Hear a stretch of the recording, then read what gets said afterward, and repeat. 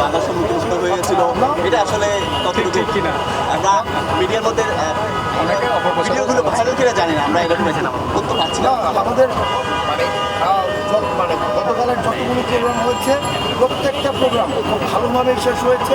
আপনি যে প্রোগ্রামটির কথা বলেছেন, এই যে প্রেস কনফারেন্সের আগে এটা কি মানে আমাদের মধ্যে কিছু ঝামেলা হয়েছে? এটা প্রেস কনফারেন্সের আগে সেই জায়গাতে হচ্ছে কথা বলার জন্য জায়গা তৈরি করে দেওয়া হচ্ছিল, এইটাকে হচ্ছে খণ্ডিত। গতকাল আমি এই বিষয়গুলো নিয়ে কথা বলেছি গণমাধ্যমকে, এই কারণে আমরা বলছি বস্তুনিষ্ঠ সংবাদ প্রচার করার জন্য কোনো খণ্ডিত আংশিক বক্তব্য প্রচার করে বা কোনো ঘটনার একটা নির্দিষ্ট 2-1 মিনিট দেখিয়ে প্রেক্ষাপট বিবর্জিত তখন এটাকে ভিন্ন মেসেজ দেয়।